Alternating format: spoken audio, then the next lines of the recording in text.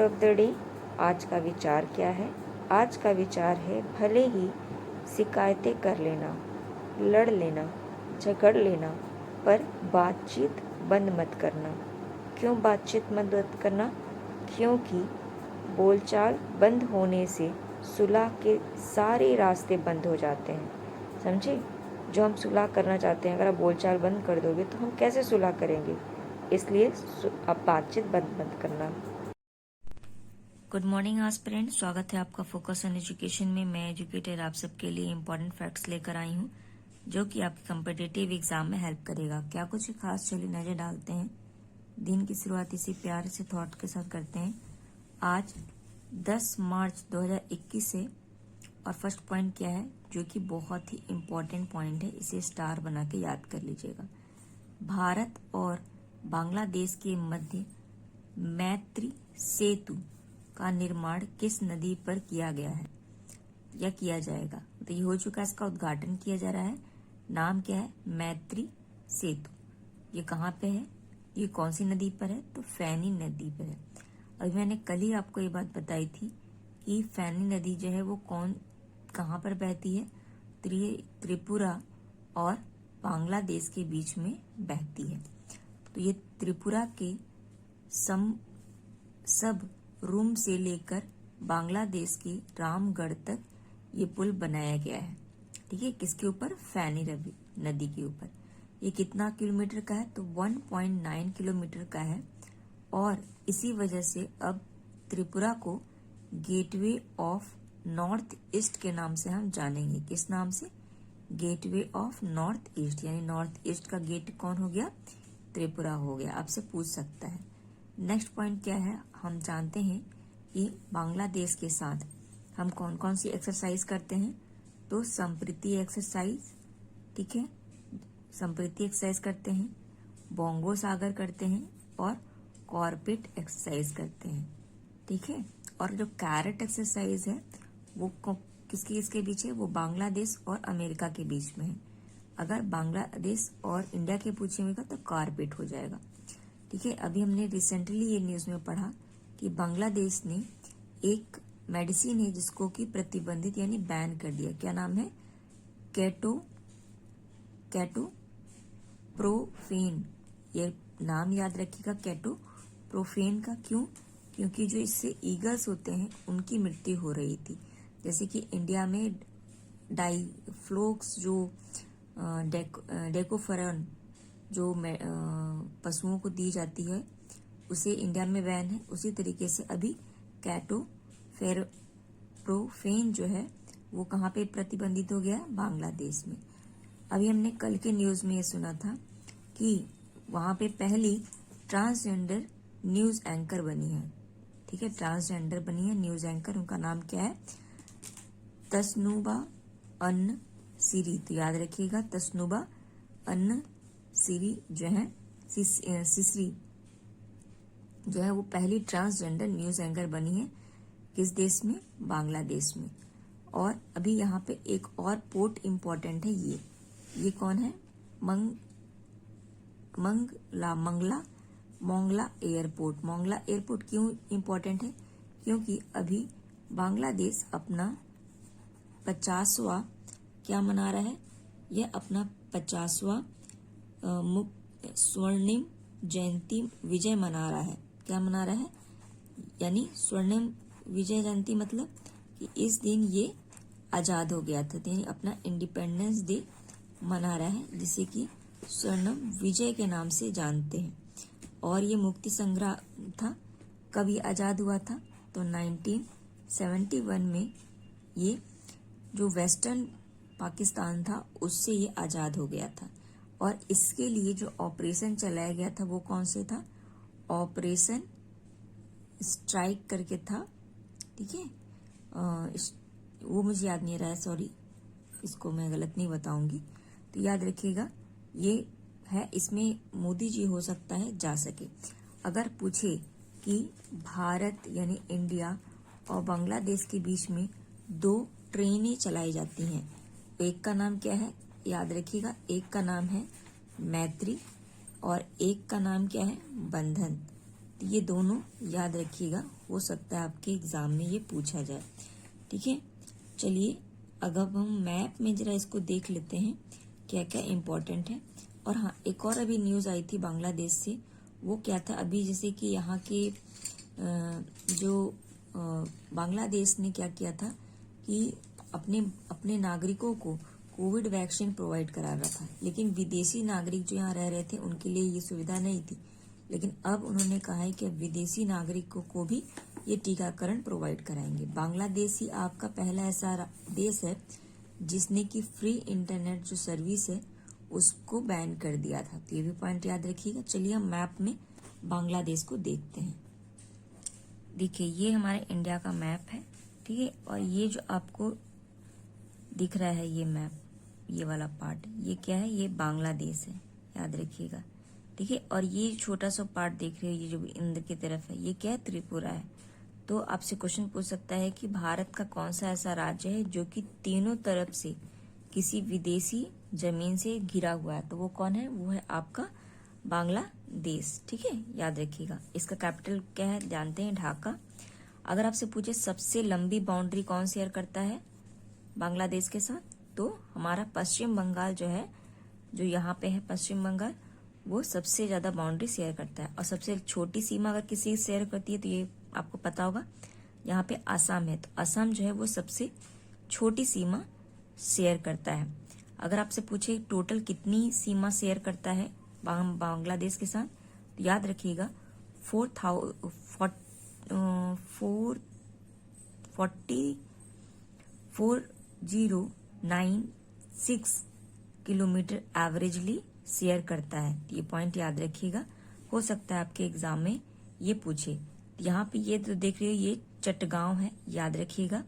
यहीं पे आपका जो मैंने अभी रिवर पोर्ट बताया वो यहीं पे है, मंगोल। ठीक है, तो ये पॉइंट याद रखिएगा। ये गंगा का माउथ है। यहीं पे आपको क्या देखने को मिलता है, यहीं पे आपको एक बस्तर आइलैंड भी देखने को मिलता है, जहाँ पे रोहिंग्या लोग को क्या किया जा रहा है, यहाँ पे सरवाइव करने के लिए यहाँ पे रखा जा रहा है। ये पॉइंट भी इससे इम्पोर्टेंट है। नेक्स्ट पॉइंट क्या है, देखिए, महिला एवं बाल विकास मंत्रालय ने अपने विभिन्न योजनाओं और कार्यक्रमों को कितने प्रमुख योजनाओं के अतिरिक्त श्रेणीबद्ध किया है। बहुत ही इम्पोर्टेंट है और बहुत ही प्यारा प्रश्न है ये, मतलब ऐसा लगता है कि सच में ऐसा होना चाहिए और ये इम्पोर्टेंट है। तो अभी महिला और बाल विकास मंत्रालय ने अपनी जितनी भी बहुत सारी स्कीम्स निकाली, उन्होंने इसको 3 श्रेणियों में डिवाइड कर दिया है। तो याद रखिएगा कितने में किया है, 3 में किया है। क्या है, जैसे स्वास्थ्य को एक जगह रखा है तो उसको मिशन पोषण 2.0 नाम रखा है। बाल संरक्षण के लिए वात्सल्य योजना रखा है और महिला सशक्तिकरण के लिए मिशन शक्ति रखा है। तो याद रखिएगा, हो सकता है इसे पूछे। जैसे कि अगर आपसे पूछ ले कि जैसे कि स्वास्थ्य के लिए, तो इसमें आंगनवाड़ी जो है वो इसके अंदर आ सकता है। ठीक है, और अगर आपसे पूछे महिला सशक्तिकरण के लिए, तो आपको याद होगा उज्ज्वला योजना। ठीक है, उज्ज्वला योजना कब आई थी, तो ये आई थी 1 मई 2016 में। और ये कहाँ से शुरू हुई थी उज्ज्वला योजना, तो ये बलिया यूपी से शुरू हुई थी, जो कि एलपीजी कनेक्शन प्रोवाइड करने की बात कही गई थी। तो ये पॉइंट याद रखिएगा इससे, जो कि इम्पोर्टेंट है। ठीक है, तो इस तरीके की योजना जो है वो इसको कर दिया गया। अगर आपसे पूछ ले महिला एवं बाल विकास मंत्रालय किसके पास है, तो स्मृति ईरानी जी के पास है। इस पॉइंट को भी ध्यान रखिएगा, इम्पोर्टेंट बन जाता है। चलिए नेक्स्ट पॉइंट पे देखें, ये क्या है, ये है किस भारतीय पुरुष पहलवान ने माटियो पैलिकॉन रैंकिंग कुश्ती सीरीज में 65 केजी के श्रेणी में स्वर्ण पदक जीता, यानी गोल्ड मेडल जीता है। तो ये किसने जीता है, ये बजरंग पुनिया जी के द्वारा जीता गया है। इम्पोर्टेंट है बजरंग पुनिया का नाम। और ये कहाँ पर हो रहा है ये कुश्ती, तो ये रोम इटली में हो रहा है। ठीक है, अगर हमने कल के ही न्यूज में पढ़ा था कि विनेश जो फोगाट है, विनोस फोगाट, वो 50 3 कैटेगरी में गोल्ड मेडल जीता है इसी के अंदर।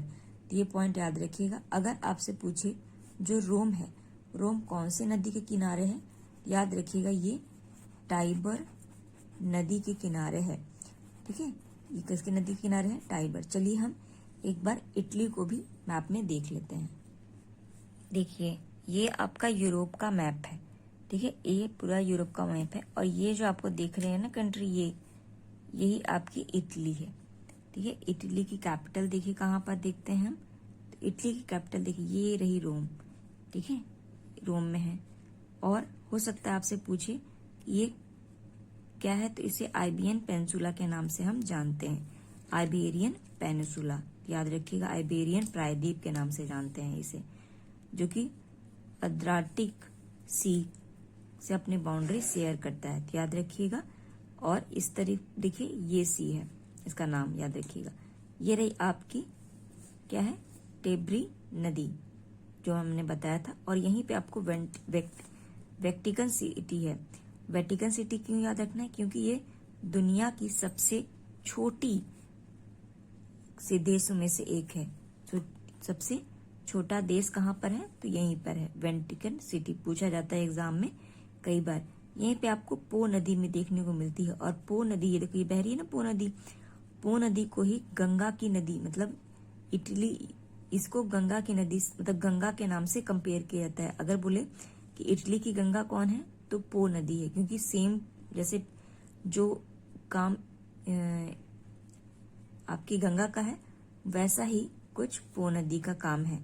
ये भी पॉइंट याद रखिएगा, ये इम्पोर्टेंट पॉइंट बन जाता है इसके लिए। चलिए नेक्स्ट पॉइंट पर नजर डालते हैं। नेक्स्ट पॉइंट क्या है? शोधकर्ताओं ने पृथ्वी की ऊपरी सतह पर स्पेस हरिकेन दर्ज किया है। आपसे सीधे सीधे पूछेगा स्पेस हरिकेन कहाँ है या क्या है ये? तो ये क्या है? ये उत्तरी ध्रुव पर देखा गया है। उत्तरी ध्रुव पर यह एक हरिकेन है। हरिकेन जानते हैं ना, एक टाइप का साइक्लोन का नाम होता है। और ये कितने ऊंचाई पे पाया गया? तो 100 से 150 किलो हाइट, मतलब किलोमीटर की हाइट पर पाया गया है। और ये प्लाज्मा से निर्मित है। ये याद रखिए, किससे निर्मित बना हुआ है? ये प्लाज्मा से। और क्या पॉइंट इससे इम्पोर्टेंट है? ये जो है इलेक्ट्रॉन जो होता है ना, इलेक्ट्रॉन, तो इलेक्ट्रॉन की इसमें वर्षा हो रही, मतलब इलेक्ट्रॉन इससे रिलीज हो रहा है। और इसकी अगर डायरेक्शन पूछेगा तो याद रखिएगा इसकी डायरेक्शन कैसी है? एंटी क्लॉकवाइज, यानी घड़ी की विपरीत दिशा में ये घूम रहा है। और इसका व्यास भी बहुत ज्यादा है। ठीक है, और आपको ये पता है जैसे हमारे ब्रह्मांड को मेनली 5 पार्टों में बांटा जाता है। जो सबसे, ये मान के लीजिए अर्थ है, आपका अर्थ सरफेस है। इसके बाद आपको क्षोभ मंडल मिलता है, फिर समताप मंडल मिलता है, फिर मध्य मंडल मिलता है, फिर बाह्य मंडल मिलता है। ठीक है, तो याद रखिएगा ये पॉइंट। और जितनी भी मौसमी घटनाएं होती है वो किसमें होती हैं? क्षोभ मंडल में होती है, यानी ट्रोपोस्फियर में होती है। तो लेकिन ये साइक्लोन जो है वो काफी ऊपर है। ठीक है, और कहाँ पे देखा गया है? तो उत्तरी ध्रुव में ये देखने को मिला है। एक क्वेश्चन और इम्पोर्टेंट बनता है, पूछा जाता है कि अगर वायुमंडल में, हमारे वायुमंडल में सर्वाधिक मात्रा में कौन सी गैस पाई जाती है? तो आपको पता होगा नाइट्रोजन पाई जाती है, उसके बाद ऑक्सीजन पाई जाती है। ये क्या है? ये वायुमंडल के अंदर है। अगर ब्रह्मांड में पूछ ले, ठीक है, अगर आपसे ब्रह्मांड में पूछ ले कि ब्रह्मांड में सर्वाधिक गैस कौन सी है जो पाई जाती है, तो याद रखिएगा वो कौन सी है? वो है आपकी हाइड्रोजन। इम्पॉर्टेंट है, अगर एक शब्द बदल दिया तो आपका पूरा का पूरा आंसर, पूरा का जो है अलग हो जाएगा। अगर आपकी वायुमंडल से पूछेगा तब तो नाइट्रोजन है, अगर ब्रह्मांड से पूछेगा तो क्या हो जाएगा? हाइड्रोजन हो जाएगा। ये पॉइंट याद रखिएगा, इंपॉर्टेंट पॉइंट है। नेक्स्ट पॉइंट क्या है? देखिए इसरो द्वारा जियो इमेजिंग उपग्रह, जिसे कि हम GISAT GSAT-1 किसके द्वारा प्रक्षेपित किया जा रहा है, मतलब किसकी हेल्प से हम इसको अपने अंतरिक्ष में भेजेंगे? तो ये हम GSLV F10 के सहायता से भेजेंगे। तो ये जो है ना, इसे याद रखिएगा, ये बहुत इंपॉर्टेंट है। और और ये कैसी सैटेलाइट है? तो ये जियो इमेजिन सैटेलाइट है। यानी क्या करेगी, आपकी जो हमारी पृथ्वी है, हमारी पृथ्वी की जो हमारा इंडिया है उसके ऊपर ये निगरानी रखेगी। और ये एक अर्थ ऑब्जर्व, आपका इसका फुल फॉर्म है ये, ठीक है, GSLV, जियो इमेजिंग सैटेलाइट। और ये अर्थ ऑब्जर्वेटरी काम करेगी। कौन सी लॉन्चर से हम भेज रहे हैं? इससे भेज रहे हैं, हमने देखा। अभी हमने रिसेंटली इसरो के द्वारा ही एक अमेजोनिया नाम का एक सैटेलाइट भेजा है। इसके साथ साथ हमने अपने 19 और सैटेलाइट भेजे हैं, ठीक है, इसरो के द्वारा। कौन सा इसमें यूज किया गया है? तो PSLV यूज किया गया है और PSLV C51 यूज किया गया है। और इसी के साथ साथ हमने एक सिंधु, याद रखी गई, जो मैं पॉइंट बता रही हूँ, सिंधु नेत्र भी भेजा गया है। सिंधु नेत्र क्या करेगा? नेत्र जो है वो हिंद महासागर पर निगरानी रखने का काम करेगा। और ये जो सैटेलाइट भेजी जा रही है GSLV, वो कहाँ पर स्थापित की जाएगी? तो ये भी पॉइंट इंपॉर्टेंट है, याद रखिएगा। ये भू स्थित यानी जियो सिंक्रोनाइज एक्सेस पे किया जाएगा। और ये कितने किलोमीटर होता है? तो याद रखिएगा 36,000 किलोमीटर की ऊंचाई पर या होता है। ये हो सकता है ये भी पूछा जाए, ठीक है। ये एक ऐसा पॉइंट है जहां से हम अगर किसी भी उपग्रह को स्टैब्लिश कर देते हैं तो वो उसी के अकॉर्डिंग चलता है। जैसे हमारे पृथ्वी 24 घंटे में एक चक्कर लगाएगा, तो उसी तरह वह भी सैटेलाइट हमारी पृथ्वी का एक चक्कर लगाएगा और उसकी पोजीशन चेंज नहीं होगी। जैसे हम जिस पोजीशन पे उसको फिट कर देंगे, जैसे इंडिया के ऊपर फिट कर देंगे, तो इंडिया को ही हमेशा कवर करेगा 24 घंटे। तो ये इंपॉर्टेंट है। चलिए नेक्स्ट पॉइंट देखिए, ये क्या है? ये है साउथ अफ्रीका की पहली श्वेत हेलीकॉप्टर पायलट कौन बनी है? बहुत इंपॉर्टेंट है, पहली है। तो इनका नाम याद रखिएगा, क्या नाम है इनका? रिफिलवे लेदवाबा। इतना कठिन नाम है, रिफिलवे, याद रखिएगा सिर्फ, ठीक है। अगर आपसे पूछे, इसकी 3 कैपिटल है, हम जानते हैं। एक क्या है? एक तो है आपका प्रेटेरियो, जो कि एडमिनिस्ट्रेटिव कैपिटल है। एक है कैपटाउन, जो कि लेजिस्लेटिव कैपिटल है। और एक क्या है? ब्लोमफोर्ड, जो कि जुडिशरी कैपिटल है। ये भी याद रखिएगा कि जो आपका साउथ अफ्रीका है ना, उससे मकर रेखा होते हुए गुजरती, मतलब मकर रेखा क्रॉस करती हुई जाती। हो सकता है ये पूछे क्या इससे क्रॉस करती है कि नहीं करती है? यस, क्रॉस करती है। ये पॉइंट भी इंपॉर्टेंट है। नेक्स्ट पॉइंट क्या है? देखिए, अंतर्राष्ट्रीय महिला दिवस के अवसर पर महिला कला प्रदर्शनी का उद्घाटन किया गया। तो इसका शीर्षक क्या दिया गया है? याद रखिएगा, अक्षय पात्र दिया गया। क्या है? अक्षय पात्र। और अभी गूगल ने भी, जो हमारा गूगल है, सुंदर पिचई, जो इसके जो CEO हैं, उन्होंने एक वुमेन विल एक कैंपेन चलाया है। याद रखिएगा, वुमेन विल किसने चलाया है? तो आपके गूगल ने चलाया है। नेक्स्ट पॉइंट क्या है? देखिए, ये CPCB के द्वारा जारी देश के 112 सबसे प्रदूषित स्थल में से सबसे पहला स्थान किसे मिला? यानी सबसे ज्यादा प्रदूषण कहाँ पे आपको देखने को मिल रहा है? सबसे ज्यादा प्रदूषण हमें उड़ीसा में देखने को मिल रहा है। फिर कहाँ पर है? यूपी में है। और फिर कहाँ है? तब केंद्र शासित प्रदेश में है। नेक्स्ट पॉइंट क्या है? किस राज्य सरकार ने 1 लाख महिलाओं के टीकाकरण का लक्ष्य रखा है? मतलब अब इनको किसको टीकाकरण करना है? महिलाओं का। वो कौन रखा है? बिहार रखा है। बिहार से ही आपको याद रखना है, ई-गोपाला ऐप यहीं पे लॉन्च किया गया था, ठीक है। ये पॉइंट इंपॉर्टेंट है इससे। नेक्स्ट पॉइंट क्या है? देखिए, ये बहुत ही इंपॉर्टेंट है। क्या है ये? 14वां UN क्राइम कांग्रेस का आयोजन कहाँ पर किया गया? बहुत ही इंपॉर्टेंट है। कौन से नंबर का है? 14वें नंबर का है। क्या है? UN crime Congress summit. ये कहाँ पे किया गया है? जापान के टोक्यो में किया गया है। बहुत ही इंपॉर्टेंट पॉइंट है, ठीक है। नेक्स्ट पॉइंट क्या है? देखिए, यह है किस भारतीय महिला बैडमिंटन खिलाड़ी ने sweet open super 300 badminton tournament 2021 में रजत पदक जीता है? तो ये PV सिंधु ने जीता है, जिन्हें कि हम सिल्वर गर्ल के नाम से जानते हैं। और इसमें गोल्ड मेडल कौन जीता? अगर इन्होंने सिल्वर जीता है तो ये कैरोलिन मैरिन जो है, जो स्पेन की है, उन्होंने गोल्ड मेडल जीता है। और अभी BBC sports women of India कौन बनी है, तो ये भी PV सिंधु बनी है। ये पॉइंट भी आपको पता होना चाहिए, इसे याद रखिएगा।